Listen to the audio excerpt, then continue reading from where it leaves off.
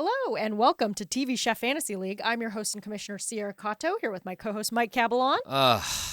You can just tell from the way I look that I had fuck all nothing going on today. Oh, what? With the glasses and the tie-dye t-shirt. Oh, I see. No, I think it's a good scholarly look. You know, we want to Scholarly, sure. We want to bring in our glasses sometimes. Sometimes I wear mine. Today. Yeah. Are you a daily contacts or? I'm a daily contacts that I don't wear every day kind of thing. Well, no, but that's what I mean is that like sometimes if I'm like the one thing I have today is an audio recording, I'm not blowing a pair of contacts on it. You know what I mean? That sort of idea. Yeah, you're like, this is $2-3 right here. Yeah, exactly. Without the discounts. Okay. Well, unfortunately, Iffy couldn't be here in studio with us Last today. minute stuff, you know. A busy man, but with us in spirit, as always. Make it sound like he died. Yeah, always awesome. In our hearts. He couldn't be with us. No, but one thing we did want to talk about, and we will expand more upon it when Iffy comes back. But you went to the Alinea pop-up. I did. Tell us more. Okay. It was at the Mayborn Hotel in Beverly Hills, which I did not even know was a thing. But here's how fancy it was. We were sitting outside of the Mayborn after dinner, just having a drink. And my wife pointed at some guy and was like, get a load of this guy because he looked kind of crazy. And I looked over and it was George R.R. Martin. Oh, okay. Who, in her defense, does look pretty crazy. If you don't know if you don't know what the author of Game of Thrones looks like, go ahead and Google him. He always has like a jaunty hat and a big white beard and like a magician's vest on. He looks like an author of Game of Thrones. Yeah. He definitely is the cartoonish version of himself. He looks like Santa Claus went to liberal arts college. Do you know what I mean? Oh, yes. Yeah, in the 1800s. But that's the caliber of clientele at the hotel, just as an establishment. Ooh, I wonder what he was doing there. Every car in the valet lot was like a Lamborghini. Do you know what I mean? Right. Okay, got it. It's George R.R. Martin's Game of Thrones branded Lamborghini. Drogon the Lamborghini. It has wings. Yeah. So that was the setting. Wow. But it was so much fun. So we talked to some of the servers and stuff, and what we learned is that so for those of you who don't know, Alinea is widely considered one of the best restaurants in the world. It's based out of Chicago. It is 20 years old, so they decided to take it on tour the way that like a band goes on tour, which I think is really fun.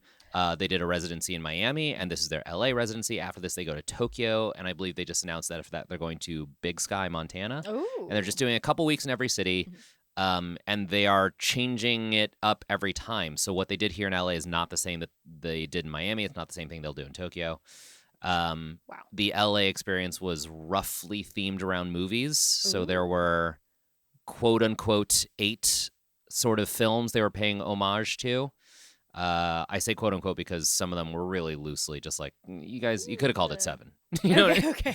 But some of them were really, really cool. And the food was really, really inventive. I've eaten at Alinea relatively recently in the last, I want to say like 2 years.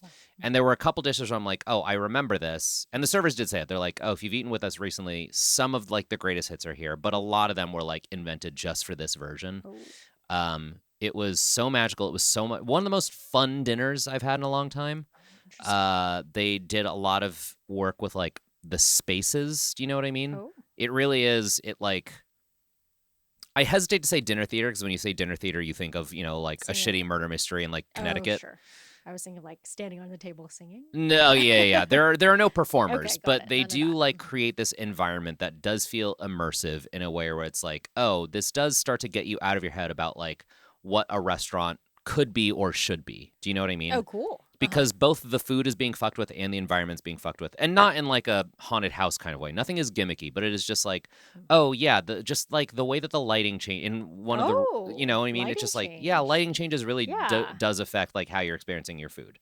And there's a lot of delightful reveals that I don't want to spoil for anyone who's, any of our LA pots and pans who are going to go. Oh, okay. They could still go. It's a lot of fun.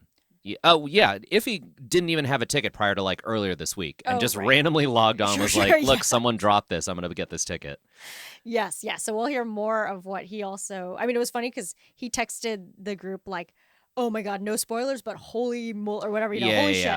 And then I was like, is MasterChef that crazy this week? I forgot that he was going, and then that you were going later. So Yeah. anyway, but of course, this takes priority over MasterChef. So then because there were like time slots, right? I know he went earlier, you went later. Yeah, so yeah. did everyone's meal start at the same time so they could kind of sync everything up? That was helps. part of the thing is they were like, if you arrive more than 10 minutes late for your time, you're going to miss something. Okay. I thought you were going to say we're not opening No, doors. it was just like you're not going to get the full experience, Sure. which makes sense because everything was pretty timed. I am curious. Okay, I want to talk to Iffy about this. I am curious if he got the same experience that I did because for my dinner, we were missing a few courses.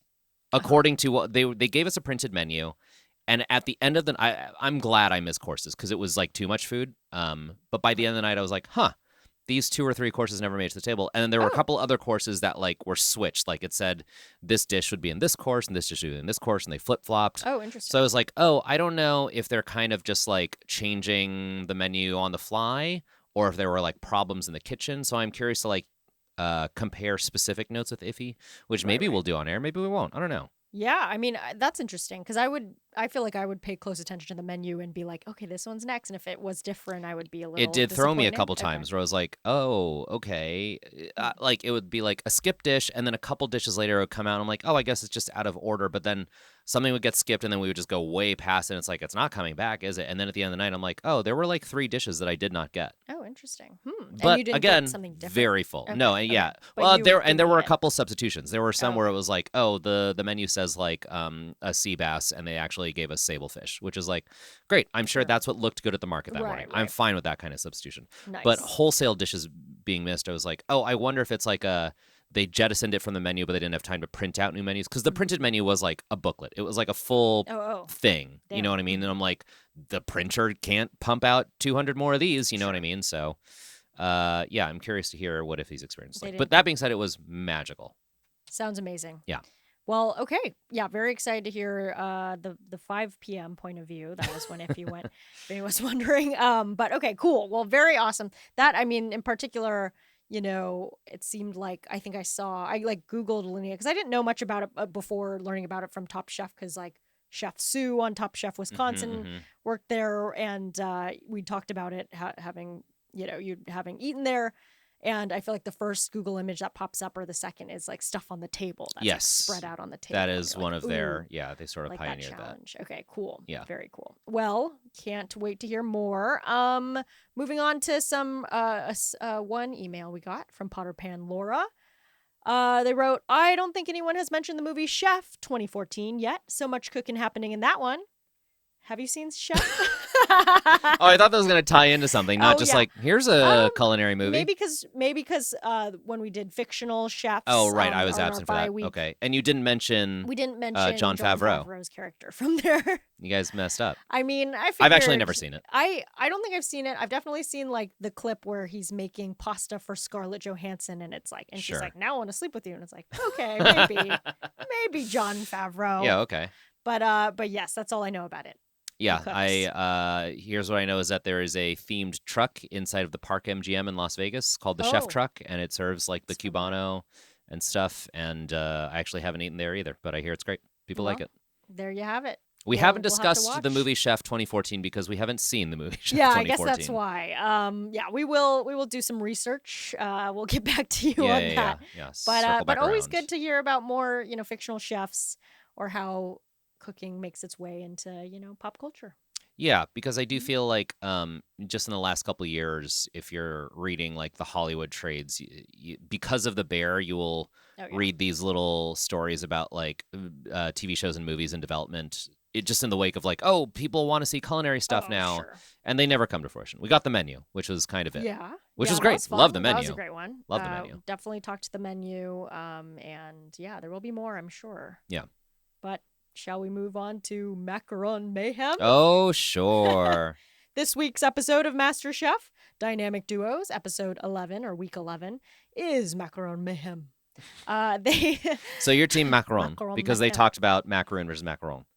Oh, right. And Gordon I said guess something like so. it depends on where you're from, and I was like, I thought they were just different things completely. Well, macaroon, I think of like the things you can get at Trader Joe's, which are like That's what, like a chalky coconut. things. Yeah. It's like a Which are coconut chocolate little thing. yeah, maybe inspired by adjacent, right? Like I feel like it's the same sort of like you dollop a dupe on your thing and you bake it, You right? dollop a You dupe dollop on a your dupe thing. and you bake. And those are the two instructions for macaroons.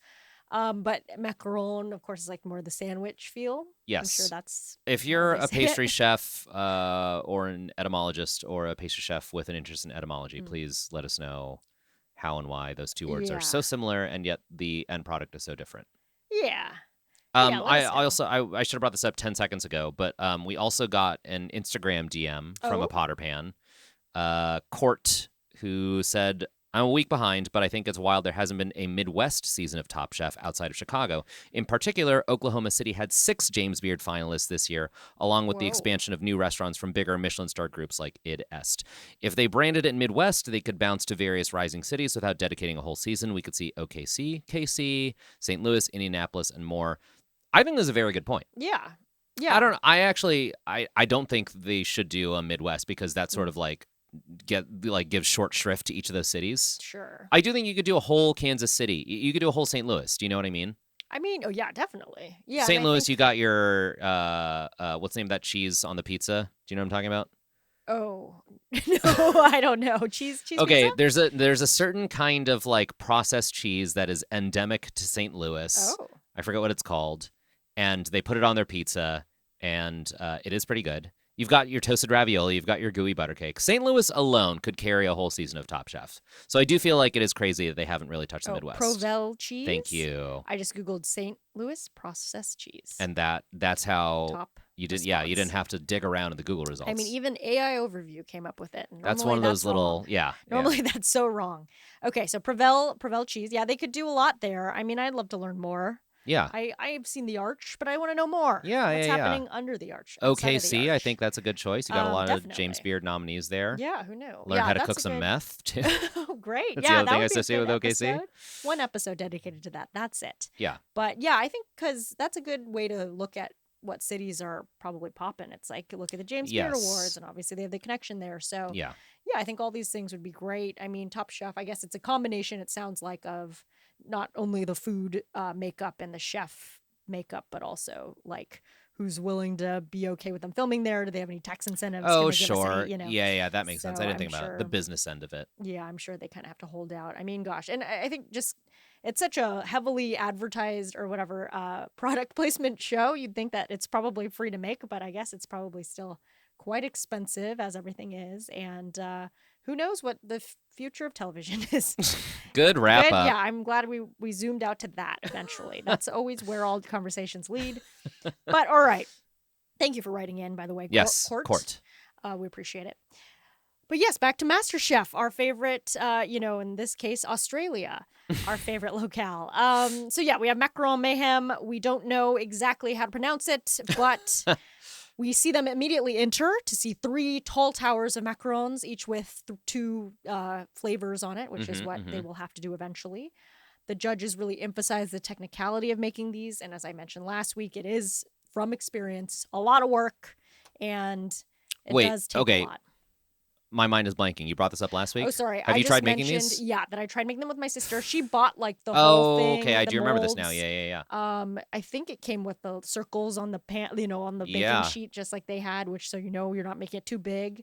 And Okay, so now it's a having lot. watched this episode, I am Yeah. curious to hear you rehash this experience of making them. Did you get the nipples? Yeah. Do you know what I mean? Yeah, I'm sure we did because Okay. I can't imagine not getting the nipples. Yeah, you know yeah. what I mean? But I think also I was just like, I think if anything, overcooked is worse. Like I think an undercooked macaron was like fine. Like if I Ye- made those, I'd be like, ooh, yum. You know? Sure. So I mean, I guess it's like cookies, right? Like everybody Yeah, likes a yeah. soft cookie, but so I feel like I was just thoroughly impressed with everybody being able to make them at all. So I Yes. assume they give them a little bit of a tutorial up top just to be like, here's A how basic to do it. one Yeah. 3x5 index card recipe version. You know what I mean? Yeah, I would have to exactly. assume. And then everybody pretty much did, decently well, except for the ones who didn't. There are a couple of. What flavors did you make when you made them? I think we just made one because again, it's Okay, like yeah, so yeah. hard to even make one. And I think it was definitely a red pink one. So it might have been like Okay. strawberry Sure. or raspberry, one of those Okay. things. Okay. But again, yeah, it took forever, even with like an electric mixer. Yeah. And it just felt like, oh, great. And after this, I just get one flavor. But like 24 of them. Okay, I am now remembering this Oh, discussion. yeah, exactly. Yeah. So yeah, hats off to everybody for, even getting done with them, even if some were a little off. Yeah, I feel like, especially on MasterChef, sometimes you watch a challenge and it's like, well, I could do that. Right. And this is not this one. Not at all. Baking is just so. I mean, it definitely harkens Great British Baking Show / Bake Off. Okay, did you notice the score? I tried to point this out to my wife when we were watching. The music they were playing in this episode was awfully Bake Off-esque. Oh, I believe it. I will say that.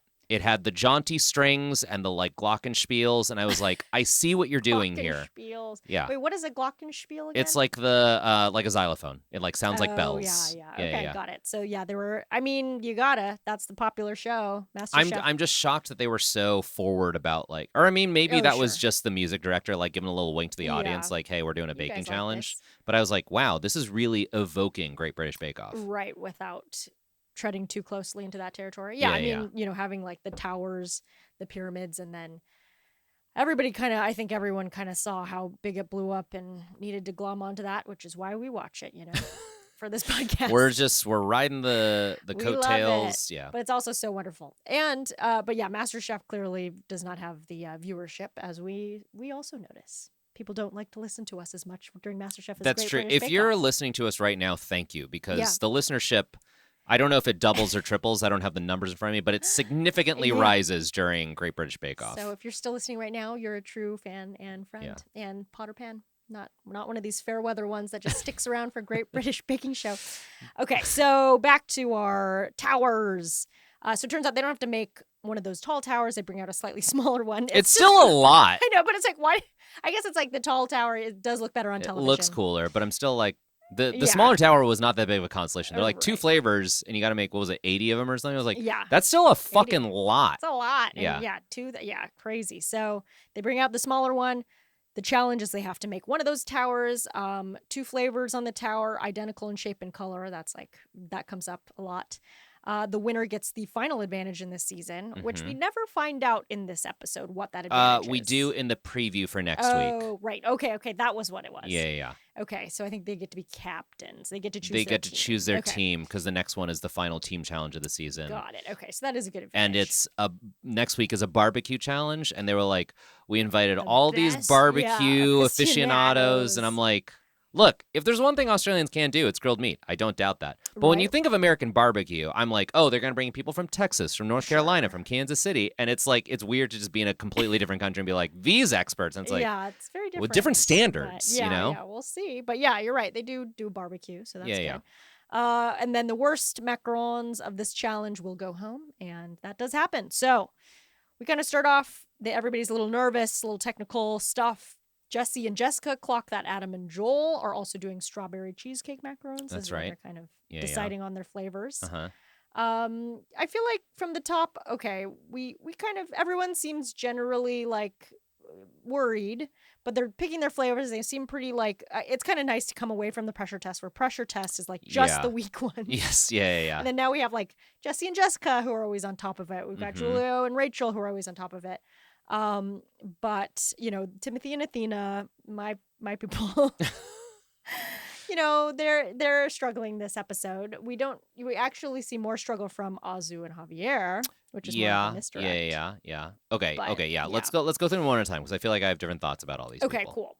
Timothy and Athena, let's talk about them first. What did you think about their general remind me. They did banana pudding. Yeah, peach cobbler, which was the first desserts that Timothy had taught Athena to make. Adorable.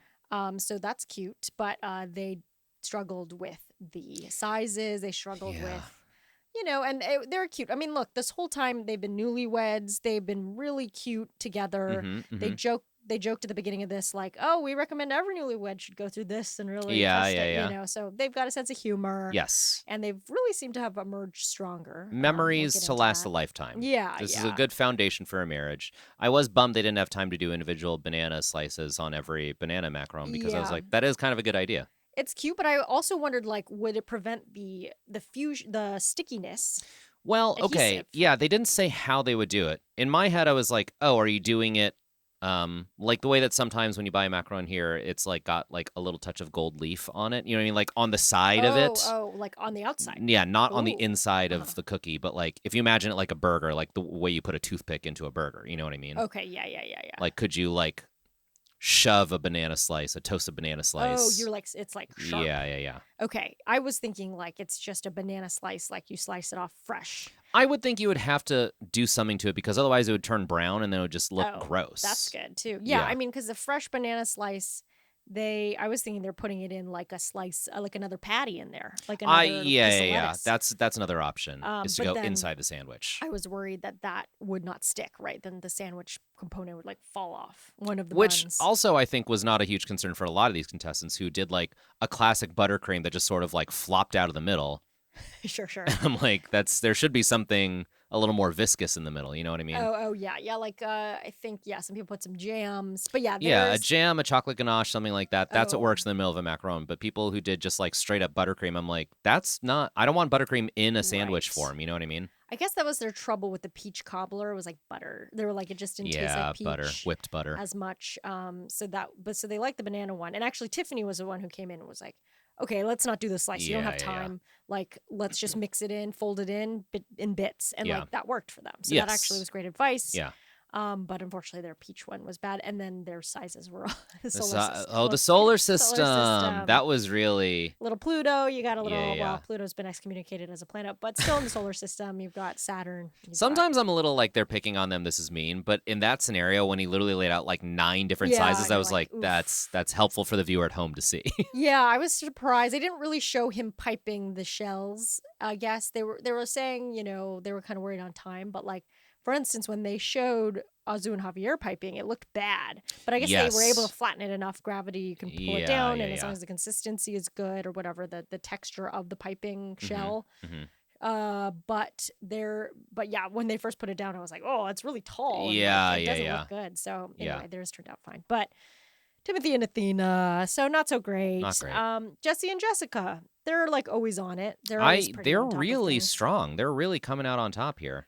Yeah, so they let's see, a little bit about them. They were the ones who had the nipple. So I was surprised that was such a point of contention because I thought that's kind of expected, but I guess you want to I always see the smooth edges like when I buy it like at the mall or whatever, but I don't know how to do it. Okay, here's what I did see. The only person I noticed who was piping different was Rachel of Rachel and Julio, who did say, I've made this before. Yeah. And points, right? But then she ended up in the middle. Okay, so it didn't end up. But yes, one of my which is why I was kind of shocked they ended up in the middle because they're like, we've done this before. But anyway, the way she was piping, she like after she was done, she would give it a little like wiggle, like a little like like tear it off right away. Yeah. Yes. It was like a lot of people would like a machine would just like squeeze and then lift vertically directly up. Can't do that. No, she was doing a little like some wrist movement. Yeah, there's a wrist. Yeah, exactly. Top spin on getting some aerodynamics in there. Yeah. So yes, interesting. So her technique was probably the best, but yeah, theirs ended up being in the middle. I think it was something about the passion fruit one was a tad small. I don't know. They're being very picky with them. Oh, Rachel and Julio? Yeah. No, I was kind of. There were maybe just stronger ones, but I don't know. Maybe they were like, you guys have been on top too much. I feel like it's more that because but they were in the pressure test. Last week, but I think they're just altogether strong. And they came in going like, we have a game plan. We know what this is. You know what I mean? Sure. Maybe they're like, you make these so much. It should have been great. And it was not. It didn't blow them away. It was just like looking at the other top ones when Rachel and Julia were carrying theirs up. Like they had less confidence than I did. They were like, we could have done better. But I was looking at them like, those look pretty good. Right. And you're like, well, they might have a high standard. But maybe something got messed up. Also, let's talk about them carrying their towers to the front. Oh, terrifying. So stressful. And I'm like, how does nobody... So it's like you're shaking and and they're so light, those little things. It's like, how does nobody drop at least a few? Maybe it did happen off camera and they just say, it's fine. We'll put I feel like if it does happen, you put it in the edit. Like as an editor, why would you not air it? You know what I mean? It's such good TV drama. Yeah, so that was very stressful. I feel like those towers too are not the most stable like no, they look like plastic. Exactly. The kind of like cheap plastic that you use at like a barbecue. You know what I mean? Yes, exactly. To be tossed. Okay, so we made it through there. Oh yeah, Adam and Joel, obviously Southern Brothers. That's your guys. Yeah, my guys. Yo guys. So they were pretty strong throughout. They kind of interviewed him at the top and then obviously at the end, but like for the most part they were just doing well, like gelling. Like they're always pretty much on the same page. They're brothers who love each other. They keep surprising me with their layers as human beings. I see like these gigantic Southern white boys, and I expect them to be like too crude to make a delicate pastry, and then they turn out these beautiful pastries. I'm like, of course, you guys rock. Amazing. Just a two-man, don't judge a book by its cover. Exactly. Yeah. Yeah, it is funny how one of them has like long hair and one has short hair. It's a very like good. They have a good look of like we're kind of different, but we're kind of the same, you know? They don't look like twins, but like... They look like bandmates. Yeah, it'd be a good band where you're like, I can't really identify... Okay, it's like the Chainsmokers, you know? It's like, they definitely look different, but I definitely I have no idea what the Chainsmokers look like. I know who they are, but I could not... No, exactly. Nobody does. They were very famous with their music, and they're two men, but nobody could identify them on the street, and that's the beauty of that, I guess. Sure. So Daft Punk would have been my reference for that. Well, sure, and they really can't be identified because helmets. Yeah. That also is a good way. You either be super nondescript looking person or you wear a helmet. That's the way you can have secret DJ fame. I'm part of my brain right now just actively is like, do the younger pots and pans know who we're talking about? Do we sound too old? Daft Punk's last hit was probably like 10 years ago. You know what I mean? Yes, but I think they would know it as like oldies or my dad loves that song. Sure, yeah. My parents are really into that. Have you seen Freakier Friday? Oh no. Okay. Why should I? Once again, not being paid to say this, just legitimately, it is so much fucking fun. Oh my god, that's like opening weekend. Yeah. You're on top of these comedies, these studio comedies. You have to be. They're dwindling. I had I would call this year's Barbenheimer this weekend. I saw both Weapons and Freakier Friday. Oh my god. Both great. Both excellent. Weapons seem so scary. Highly recommend both. There are a couple bits in Freakier Friday where they're like, ugh, I'm going to go find old people music like Coldplay. And I'm like, I do think that's funny. I think that if a kid said that, it's like, that is accurate to them. That is definitely accurate. I think also I saw that they cut that into the trailer as like the button of the trailer. Oh, sure. Because the Coldplay cheating scandal happened. Oh, that makes sense. And they were being like, because old, like the gray-haired people at Coldplay. Sure. Yeah. But it was, it was funny. It's a great... the trailer. I am shocked at how much I cried at it. It really hits you in the like family heartstrings at the end there. Okay. I mean, I loved Freaky Friday. Yeah. Like, I think this is better. I would argue Freakier Friday is better than Freaky Friday. Oh my god. I don't know. I don't know if I can accept that because something that was there's just something, I think it's just whatever was striking at that time where I wasn't seeing that many movies, but that one I saw multiple times. Sure. And then the like punk song that they do at the end Pink Slip. is so like, and then I saw that they performed it at Disneyland and I was like, oh my god, that's cool. Yeah, like a real band. It's if you like Freaky Friday, you're gonna love Freakier Friday. It's really good. Do you think it's also fun because they like every day player. Sorry, non-Hollywood folks. Anyone who's playing like waiter or anyone who's just Sassy in waiter. like one scene. Tall guy. It's like a friend of ours. It's like a comedian, and every scene is elevated by the fact that like this random person is played by someone extremely funny. Hell yeah. Yeah. Paid their rent. Exactly. Let's hope. And then, do you think there will be a Freakiest Friday? I hope to God so. I would continue watching these movies for the next 30 years. Hell yes. Yeah. Amazing. Well, congrats to them. I'll definitely be checking that out then.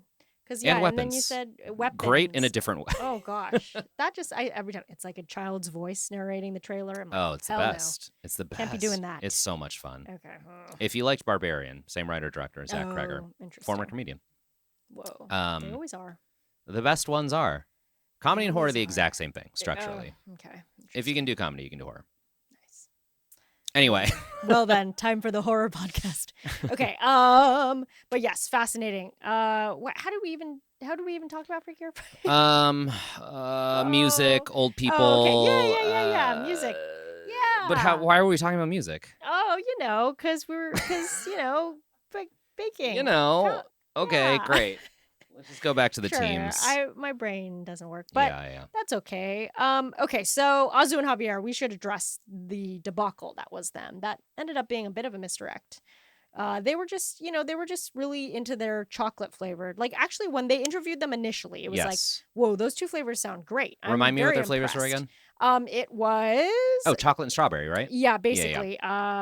Specifically chocolate amaretto macaron. That's right. So That's that right. sounds great. And strawberry and raspberry. And Okay. so I was like, oh wow, they really are like, this is kind of the first one where I feel like they really know what they're starting with. Sure. Yeah. And then they got so carried away with the chocolate that they didn't even start their second one until beyond Right. 40 minutes Yeah. in, or beyond 50 minutes in. So basically they were setting up, like the narrative was basically like, these two, they don't got it. It's going to be horrible. That's right. That's right. Last minute they bite into it and it's a commercial break, and then it's like, whoa, actually these are amazing, you guys. How'd you do it? So so a little win for them for sure. We'll get more into the points breakdown there, but yes, that's them. Yeah. And then finally, Tina and Yvonne. Oh, I was so disappointed. Well, yeah, it's tough because again, they said it, they've always been on top. So Yeah. you're kind of entering with high expectations. This is for what I mean. them. This whole episode kind of feels a little storyline producey Yeah. because I feel like they're like, throw Azu and Javier a bone. We need the divorce couple in the finale. You know what I mean? Sure. I feel like they're like, knock down Rachel and Julia a little bit. Right. And pump up the drama with Tina and Yvonne because they've been flying too high. Right. And then like kind of diminish Timothy and Athena, like kind of bury that so that, it doesn't seem like they're definitely going to lose, even though maybe they were. Right. Yeah. I was sincerely bummed because just to the layman's eye, Tina and Yvonne's looked so bad. Sure. I mean, God. Like, I would argue worse than they made it sound in the show. Oh, no. They said, like, at the end, they said only half of theirs were super hard. But then they did, cut into one that was one of those. And it was like... Yeah. And, that hard, metal knife to the ceramic plate is always a real doom sort of sound on that show. A doom sort of sound. A doom sort of sound. Yep. Yeah, so basically, I mean, we can just start getting into some of the actual judges' reviews for each of those. Basically, they did Tina and Yvonne had the matcha buttercream macaron and yuzu and white chocolate macaron. Which sounds so good. Oh, man, of course I want to eat both of those. Yeah, they said Asian flavors, of course, sign me up. Everybody loves matcha. Apparently, there's a matcha shortage in Japan because too many people. Is that real? I had heard from somebody that, and then I was thinking, I have seen more like hojicha, like everybody's pushing like other types of teas, which are probably similar enough to the Western palate. And so, I don't think so. I think there's still a lot of people who like look at matcha and like are icky. You know what I mean? Like they need it with a bunch of sugar. And then to me, ojicha is like an even deeper, earthier flavor. You know what I mean? Oh, right. I mean, yes. I wonder. I mean, but if you had a bunch of sugar too, it's look, you add a bunch of sugar to anything. But yes, there is I think a bit of a matcha shortage. But there's a shortage of everything. Is there? Is that your broad economic statement? Well, I'm just there will be a shortage of everything soon. You sound like you know something about the state of the world that the rest of us don't. I sound like a little scared. Well, my friend in the FBI told me. The coffers have run dry. No more corn, anyone? No, I think I feel like whenever there's a big fad, the Dubai chocolate will soon run out. Well, okay, here's what annoys me is considering matcha a fad because it's like 3,000 years old. Do you know what I mean? I'm like, I've been drinking matcha my whole life, and I hate that now there's like a stereotype about men who drink matcha. I'm like, get fucked, dude. Sure. No, I mean, I know what you mean, but as far as like the wider and also whiter Western world ingesting matcha, it's like way numbers beyond what it was. Sure. So but I'll be if it is a fad, I'm like, I'll be glad when it's over because I'll still be drinking it. You know what I mean? Sure. Yes. You hope that enough people are like, okay, we had enough of this. I feel this way about bands all the time where people are like, oh yeah, I know that band from that one song. I'm like, their whole first album is amazing. Fuck off. You know what I mean? Right. Yeah, I have that little bit of chip on my shoulder about like I listened to them before they were cool. I am that person. You know what I mean? I was drinking matcha before it was cool. But it doesn't even have to be like a cool band. I feel that way about Carly Rae Jepsen. I feel like there's still so many fucking people out there who are like the Call Me Maybe girl. I'm like, Emotion is like a top 10 no skips album. Oh. Get fucked with your like one hit wonder fandom. Get out of here. She's great. Yeah, I did see you post about Carly Rae Jepsen, I think, on your story. Well, because she has her, she has a small, she has a one-off show at the Troubadour, which is a small club here in LA, to celebrate 10 years of Emotion, which to me is her best album. And it was impossible to get tickets. Fair enough. I mean, that Call Me Maybe, obviously, but yeah, even some of the recent stuff I was listening to, I was Her really music is enjoying. good. Yeah, of The biggest problem course. she has is marketing. But it's not even Oh, like it's not even like a PR person's fault. It's that like the wider audience does not want to accept her as an it's artist hard. beyond I Call Me mean, it Maybe. was such a huge song. It's just like it's so hard to break out of that to like become anything. I mean, everybody Yes. has this problem, and they have to figure out different ways to Well, sometimes I do. to Okay. get beyond Sometimes I that. feel like you hear a one-hit wonder and you listen to the rest of their album Mhm. and you're like, I get why you're a one-hit wonder. The rest of these songs Sure. suck. But sometimes it's a one-hit wonder and you listen and it's like, this is amazing. And I hate everyone who's just Yeah. here for the one song. Do you know what I That is a mean? bummer. Yeah, but man, I mean, it wasn't even like a hit. Like it was just like that was a mega. It was hit. like a That was meme. like Yeah. huge for Yeah. so long. Yes. I would like Oh, to speak yes. for Valerie and I Oh, when I yes. say, hell yeah, brother, Carly Rae Jepsen. Thank you Yes. All to our right. entire production We're staff all here. on board. That's the only reason we all work together. Yeah. But yes, so matcha is somewhat of a It's the Carly Rae Jepsen of the coffee house. Sure, and Yeah. we hope that it sort of can get back to a more normal consumption so that it's not being exploited, and therefore we can have it and enjoy it. I'm all for it if you're like, I just discovered matcha. It's great. I'm like, great, good for you. But don't treat it like it's like in this month and out next month. You know what I mean? It's like Yeah. it's been here. Yeah, and I would say it as far as a quote unquote fad goes, or something that has definitely like opened more stores that are specifically matcha. Um, it's been going for a while, like it's Yeah, much yeah, yeah. longer. But thinking about like froyo, is Right. Or something like that definitely cupcakes kind of came in, subsided. came out. Yes, yes. Yeah. So it could be that of today. I do feel like maybe Economically. like if I think of like boba, I think that it is helped by the fact that there's just like this whole part of the world where that's like a normal thing. It's not a fad. It's just been part of our lives. You know what I mean? So it has that staying power. Right. A little Yeah. bit, at Like least I in don't some think boba regions. could be like a trend here in America. It can only ever become more popular. Do you know what I mean? There's no world in which I think like boba like it is out in America. People are like, oh, we're done with boba because Sure, it's like, sure. well, It's there's still this whole chunk. pretty deep. Most of the world is still going to be drinking it, whether or not the Americans think it's cool. Right. And I think matcha's a little bit I that same see. thing. Where just Yeah. like long after people are like, ugh, matcha, that's so 2025. I'm like, well, get lost because there's still a billion other people drinking it. You know what I mean? I mean, that's so many things. Yeah, it's like, sorry, we're getting some updates too from Val here. Carly Rae Jepsen, Spotify Wrapped from a few years ago. Oh. She was in the top 0.005% of their listeners Wow, this year. Val, that is Wow. impressive. That's like valedictorian of Carly Rae Jepsen. Yeah. Amazing. Bravo. Okay. So this is good. We all have good taste here. That's excellent. We knew, but it's good to confirm. But yeah, so yeah, definitely matcha. I mean, matcha is even older than boba, I guess. So. Oh, boba isn't that old. It's not some ancient I thing. It don't was think meant in it's- literally like the 50s. But I do just mean that like that's one whole generation of people for whom it's just like this normal thing. It's Entrenched, not this fad where it's like, I went to the mall last weekend and I tried boba. Right, it's right. like I don't know what to tell you, man. It is always fun to see like these dessert fads. Like I remember there was rolled ice cream for a bit that was kind of hitting a lot of Gross. places. Hated rolled ice cream. I tried it. Yeah, I was kind of like, I just want ice cream. It was too cold. It had to be extra cold. It had to be extra cold to be formed, but then when you tasted it, all you tasted was cold. It like numbed your taste of tongue cold. before any flavor hit your tongue. That's a good complaint. Ice cream can't be that cold. Yeah, you got the flavors. Yeah. What's the point of the flavors if you're just going to taste cold? Then what other ones were there? I know there was let's see, popsicles where you like That's a get a fad? popsicle, and then I mean, I'm describing like dessert places that I see at least more than 3 pop up over a larger region. Oh, what were the of Southern popsicle California. pop? Well, they still pop-ups? exist. I think Okay. they still exist, but again, it might be in places where they opened during that when that was the most profitable business to Yeah, open. yeah. Now it's not anymore. Basically, just popsicles on a stick. You order, base flavor. You order a topping like a nuts dip it in nuts, or dip I it know in what the you're chocolate talking shell, about. Sure. or both. Yeah, yeah. And then you eat that. Yeah, okay. What else was there? I guess that's what I'm thinking lately. Cupcakes is the big one that comes to Okay, mind. for yeah, me. cupcakes. Yeah, yeah. That's yeah. Because like when the cupcake ATM opened and like the Americana Yeah, here, yeah, yeah. that was big. It's gone now. R.I.P. Oh, is it really? to the Okay. cupcake ATM in the Well, sky. yeah. Damn. Another one bites the dust. But yeah, I guess that's the one. Well, right in with any other fun dessert fads that hit your region of the United States or whatever elsewhere. your like ethnic dessert is, where you've seen it catch on. You're like, get Well, lost, man.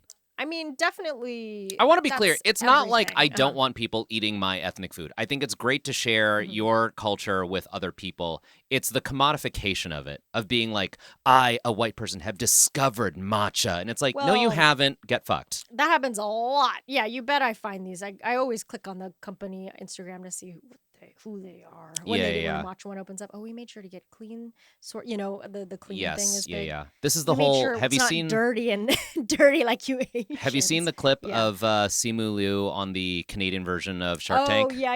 And, that And they're was they're for pitching what? like boba. Chil- They're No, pitching that's like a boba. canned boba, This and he's boba's like, clean and organic. yeah, exactly. And yeah, he's yeah. like, I don't see any Right. reference to Taiwan anywhere that on made, here. that made the rounds. That made Yeah. the rounds. Yeah. So exactly that. That is always a constant thing. But yeah, it's always interesting to see what people are doing. So anyway, we'll get back to these macarons. Speaking of Right, fads, right. actually though, that was a big one too. Like I'm thinking about these That's true. places that open up where it's like, oh, actually now this building is a macaron place. Yeah. That's and then true. now it's definitely not anymore. But, Yeah, maybe yeah. it's like a Labubu spot. But yeah. Actually, they did have the Labubu Erewhon smoothie. What? Speaking of Was it other good? fads. Well, no, God, I don't know. I'll It's a hu- defend an Erewhon It's like smoothie. $128, so you gotta I'm not above that. pay that. Fair enough. You went to the Alinea pop-up. You can definitely.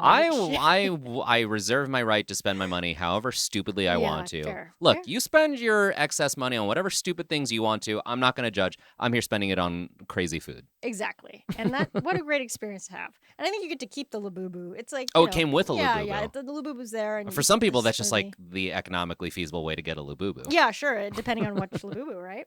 So very exciting. But anyway, back to Tina and Yvonne. So Right. these two flavors. That was a good critique. They basically said that the matcha buttercream and the yuzu white chocolate macarons didn't look too different. They kind of both Yeah, look yeah, yeah. yellowish green. Well, okay, I agree. Mhm. But also, one of the other teams had like, I forgot what flavor, pistachio or something like that. And it was an alarming shade of green. And I was like, that doesn't look appetizing either. Oh, well, I don't think they were saying it didn't look appetizing. They just said they look too similar. So you're kind of looking at them. I as agree. like, What I'm yeah. saying is like, yes, Tina and Yvonne had the problem where both of their flavors kind of like washed out into gray. Like the yellow and the green were very close shades of yellow and green. Sure. But there was a different team who had like red and green, and they looked like Christmas macarons. And I was like, that's not yeah. appetizing. I think that might have been Jesse and Jessica. Yeah. Because what was their Um, green flavor? Pistachio and white chocolate. Yes, macaron? Okay. exactly. Yeah. And I was like, that's too green. Yeah, I guess they probably Dial it back got a some little. dyes going. Yeah. It was a little cartoonish. Not for the pristine elite macarons. I want something natural. You know? Sure. If I'm getting a pistachio ice cream, I want it to be the color of a pistachio, not the Mm. color of like A little more earthier tones. Yeah, not, yeah. like, bright a hyper green. radioactive pistachio. Yeah.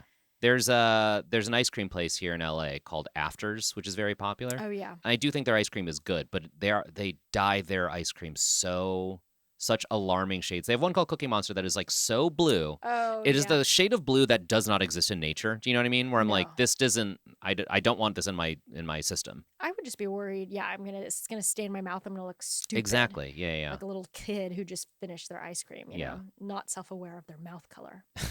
Okay. Stupid kids. Stupid kids. Come on, wipe your mouth. Look at your mouth color, stupid kid. Anyway, no, we love kids. Okay, so the Gordon. Oh yeah, so Gordon cuts into one. Of course, this is the rock hard one where he's like, Right. not the sound of a macaron. It rings out into the ether. Sometimes it's like you've lost control. That feel a little dramatic, I think. That was pretty funny. It's like, whoa, what control? Okay, Joe squished all the filling out. They were so mean to them. Okay, actually. but I'm on Joe's side there. That's what I'm talking about. Where it's just like What was he? So he's saying it should all crunch, not that it should just. Squeeze it's out like the it's like a filling. sandwich. Like sometimes you eat a poorly constructed sandwich, and when you bite into the Oh. sandwich, all the fillings Shoots out. shoot out Yeah, the I hate bottom that. end of the sandwich. I hate that. It's poor. It's a construction problem, and I'm like, if you have these two firm cookies and you've got a squishy buttercream in the middle, of course it's going to squish out, and then you're not Gonna get getting that it all cream. in one Oh. bite. That's true. Whereas if it's something like a jam or a ganache, then it's going to stick to the cookie. It's all going to be one coherent bite Right. the whole way through. And then the shell needs to be softer so you can bite through Yeah, and exactly. keep the filling in there. Okay, so yeah, they fucked up. Okay. Okay, we'll go to Adam and Joel. They were the first ones to bring theirs up. Strawberry cheesecake macaron and chocolate peanut butter cup macaron. Perfect in conception, perfect in execution. Yeah, theirs were consistent, a beautiful sheen. That is important to the macarons when they're kind of shiny. Yeah. Right level of thickness. Joe made fun of the empty space where they put a strawberry garnish. They just laughed about it because they already liked theirs. Sure. And then at the end, Joel and Adam like try to fist bump and then they miss. Yeah. They like weren't really looking and then it was funny. It was good. It was a good moment. Glad the editor kept that in. Yeah. Moment of levity. Yeah. Humanize them. They're just not like perfect. us. Yeah. Next, we had Jesse and Jessica. They did the pistachio. This was the bright colored ones, I think. Pistachio and white chocolate macaron and strawberry cheesecake macaron. They got the nipple. They admit that was a mistake, not intentional. Right. I don't know. What if they were like, no, we wanted the nipple because that's our thing. style. We Yeah, love we nipples love on our nipples. cookies. Thanks. But yeah, so apparently you can get rid of that by pointing a blowtorch at it really quick. That probably feels like too much work. before it stops. Yeah, I mean, don't know. I'm not a Risky. baker. I don't know. I feel like the easier one would be to like jiggle the pan a little so that That's definitely the dough or whatever sort of just like evens itself out. gravity. Yeah, I feel like that was to get bubbles out too, so it should kind of do that. But maybe like if you also kind of did do that. Plus, I'd be worried I'd burn the whole thing and burn a Right, hole in yeah. there. It feels like a blowtorch would cook it. Yeah, they're like very intense. But anyway, other than that, they said theirs were great. Rachel and Julio, also strong. They did the chocolate and blood orange brigadeiro macaron. Sounded great. And passion fruit and white chocolate macaron. Love Yum. it. That's the other thing is their flavors at least sounded different than like strawberry. Do you know what I mean? I was like, this Yeah. sounds good. And they look competent, so I don't know how Right. they weren't in the top, Chocolate but I and wasn't there. I passion didn't fruit. taste them. Who knows? Yeah, apparently brigadeiro was a famous Brazilian dessert. Yes. Great. I'd never had it. Looks really delicious. But yeah, basically they said a little bit overcooked. The passion fruit one is a tad smaller, so that one maybe got overcooked while the brigadeiro one didn't. Okay. So maybe it was like half of them were a little Sure, overcooked, sure. and that's why. But overall, yeah, it did sound good from here. And she was the macaron, actual person who had cooked it Made before, it before, yeah. baked it before. Yeah. Okay, Zach and Michelle, they did their lemon lavender macaron and chocolate bourbon macaron. Sure. Sheen is perfect. Consistency was top notch. Gordon sort of held up two of them and said, hey, they're the same size, Yeah, which is yeah. obviously hard. Joe wished the fillings had more opinion, which was a good critique, I think. Oh, okay. That was a funny way to put it. But I think he basically, like they were saying, they actually showed them tasting. And at some point, Michelle, I think, said, oh, need some more bourbon. Right. Can't really taste the whiskey in there, but maybe they need even more. And so they Yeah, were just saying, like, if you're going to give us these flavors, like really punch us with these That flavors. makes sense. It's valid. And I think that was their one big thing. I think also this was the closest thing we'd gotten to like, it's good, but like really, really like impress us, in the way that Top Yeah. Chef kind of does it, where it's Yeah. like you can just bore them. But I think because in the show, there's always like actually somebody who does pretty badly, like you can get away with that Yeah. kind of unimpressive recipe. Right. But this was a version where it's like, yeah, the flavors, this is why they didn't win. Everything else was good, but the flavors just didn't gotta have swing for the that strong. fences, yeah. So Tiffany said also the chocolate one was crunchier than the lemon one. So they're a little, maybe not perfect Sure, consistency sure. there. A middle performance. Yes. Yeah. And then Timothy and Athena, they obviously had the peach cobbler macaron and banana pudding one. That's where we saw the solar system. Mm-hmm. Beautiful. No, the medium cooked ones were actually fine, but obviously the small ones were overcooked. I'm guessing the large ones were soft. Yeah. Peach flavor was like just butter. Banana flavor they actually liked. Joe said it was all a bit of a mess, which is true. It was not great. And then finally, Azu and Javier, they did the chocolate amaretto macaron and strawberry and raspberry macaron. Basically, they were all worried the whole time. Everybody was like, oh, God, they didn't get it through. So I thought for sure they were going to be undercooked. They said, oh, they're not filled evenly. Looks like some, chocolate got on the outside. Right, but then they right. bite into it, cut to commercial, and then everybody's like, oh, Tastes they're good. delicious. And Yeah. they're laughing. And Joe called it breaks like you're biting into glass, which is desirable here. But that is Yeah. true what it One of the feels few like. foods where that's what you want. Yeah, that's kind of like what it tastes like or whatever, what it feels like biting into those. So they were super happy that they actually came out well and they came out on top. So, so the top / closer looks, Okay. Michelle and Zach, Mm-hmm. Azu and Javier, Mm-hmm. Adam and Joel. I was surprised Jesse and Jessica weren't up there. Yes, and Rachel and Julio, right? So those two were in the safe Rachel zone. and Julio Uh-huh. during the judging, they were like, it felt like they were like, yeah, you could have done better. It felt like a middle performance. Okay, Jesse okay. and Jessica, they were like, these are amazing, and so I was just kind of surprised they weren't on top. Yeah.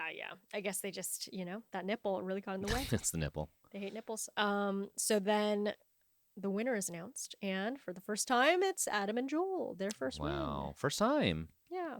My boys, my guys. The boys, they got one finally. Apparently, they get a huge advantage next challenge, which we discover is the picking of the team. Yes. But yeah, it was nice. So they get to go upstairs. Obviously, they announced next safe, Jesse and Jessica, Rachel and Julio. So they also get to go upstairs. No points there. So then the bottom. This was tough. Yeah. It felt like two equally bad performances in different ways. And sometimes at the bottom, you're like, well, this person's clearly going home. They just have to like amp up the drama and be like, is Sure. it going to be this person? This time I was like, I genuinely don't know who it's going to be. I think, yeah, it felt like Tina and Yvonne's, they really they brutalized like them at the judges table. But then at the end there, because they said, well, half of yours were overcooked. So I'm like, oh, so half weren't? Right. So okay. like, then that they makes might have been sense. pretty good then Yeah. because, man, Timothy and Athena's were all over the place, Yeah, with that's true. spices and stuff. And it didn't taste good, so I was like, oh, I think it's Okay, that gotta makes be sense. them. I didn't think about that. Yeah. Plus, I also was thinking, like Tina and Yvonne have really been on top the whole time. Timothy and Athena have been struggling. So if it's even at close, like they're gonna Right. They're going probably to take send home the into weaker. account past performances. I think so. But they got a really cute Timothy and Athena. They got a really cute like Little send goodbye off. package. I know yeah. that was new, right? That's like hasn't happened yet. I feel like it happens later in the season because you Okay, can't do cool. it for every single contestant. Yeah. But once you start to really connect with Accumulate. contestants, it's like Sure. it's the final 8 or whatever. Then it's like we can send them off with a nice little package. Okay, cool. Yeah. Yeah, either that or they needed to fill more time. Like, oh fuck, Yeah, these yeah. macarons didn't take that long. But yes, I do think it was cute. They accumulated a lot of like footage too over this time, so Mhm, it was nice mhm. to see. They definitely didn't, they didn't seem like they're on the brink of annulling their newlywed. What a so- low bar, but yes, they cleared that bar. They do not appear to be getting Yeah. a divorce anytime soon. Yeah. So that's good. I mean, despite this being like high pressure, they're probably stronger for it. They hugged the judges, which was sweet. Yeah, it just seemed like I don't know. They've been real sweet the whole time, and it makes a good outlook for love. I do think it is like a genuinely like a fun way to kick off a marriage Yeah. because no one interesting. else has that story. No. Everyone has a story about going to like Thailand for their honeymoon or whatever. You know what I mean? But like, just having like we were on a cooking competition show. We Right. cooked for Gordon Ramsay like weeks after we got married. I think that's like a really special memory that Yeah, and they came off well, and it was like they looked strong in solidarity. Yeah, they didn't throughout. suck. That's the other thing. They Yeah. didn't go on a No. show and immediately get eliminated right or get made fun humiliated. of. Yeah, no, they were good contestants. Yeah, and they like held hands and stuff. Yeah, it was great. But yeah, definitely went through the fire, so they'll be fine for the rest of their lives. Okay. Good. So, any final thoughts about these macarons? I don't think so. Mhm. It did make me want a macaron. I know. I was like desperately looking for desserts. Of any Yeah. kind. I was like, anything sweet, it would be good. Did you get anything? I did have. I did have some blueberries. She You know what I froze. have? I was thinking I had like a sparkling water, but that's not sweet. That's not. I was trying to refrain, but you know what I do have? Some tiramisu at home. Oh, So I nice. might eat that later. Okay, where from? My mom made it. Oh my God, that's adorable. I know, very cute. Is that a thing she makes often? No, I think it was her first time making it, but it was so good. She's Whoa. very good at all these things. But basically, we had like a family gathering this weekend. That was also kind of my dad's birthday. Okay, It cute. was like my dad's Happy birthday was birthday, like Dad. a month ago, but like we got his cousins together. So anyway, Okay. so that was what it was for. Oh, that's cute. And So did she? I took home Whose some recipe did extras. she use? Oh, I don't know. Okay. I'm gonna ask. Yeah. Probably something online because Right. No. Yeah. or maybe it was in one of her cookbooks. But it's not a family thing. Right. You know, we're not a big tiramisu family. The Asian family doesn't do the Italian dessert a lot. Not a big Italiano. Although now that family. I think about it, there are fun ways to fuck with that. I do feel like you could probably Oh yeah. throw in like a Vietnamese coffee instead of an espresso. Oh. Really jack Oh, people up. God. Yeah. Let's make everybody stay up for the rest of the night. Okay, great. Yeah, so got that. I'm gonna eat that soon. Great, love that for you.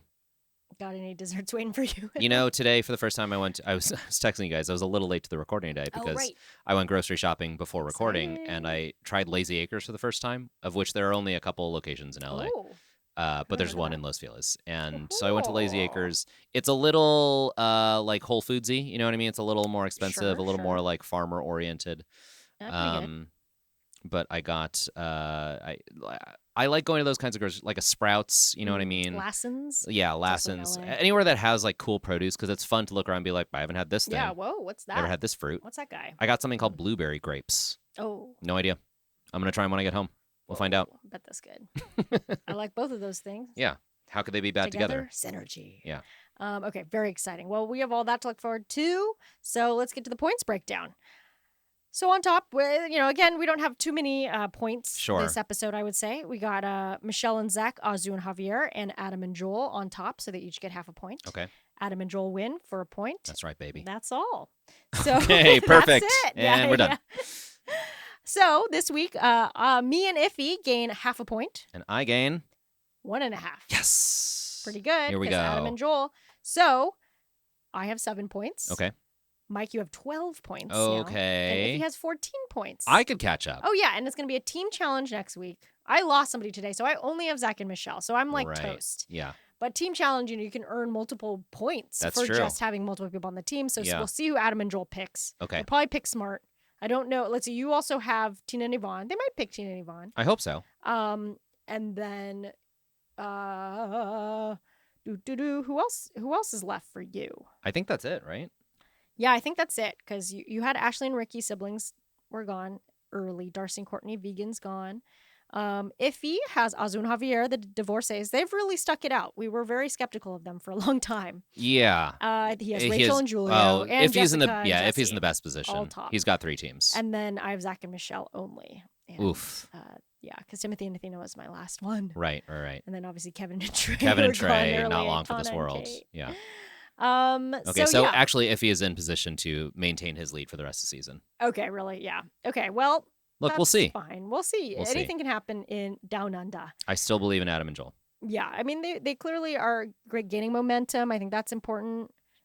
We do see, well, let's talk a little bit about next week. Obviously, the final team challenge for the season. It's barbecue, as we discussed. Yeah. And the brothers are very excited. They're like, barbecue's our thing. Oh, right. Look at us. We're barbecue men. Yeah, they got their captaincies on. Yeah, so you'll get some points for that. I'll get some team captain points, but if their protein gets thrown, someone's protein gets thrown. Shit, you're right. So who knows? That could be a subtraction. Yeah. We do see a heated argument between Azu and Tina.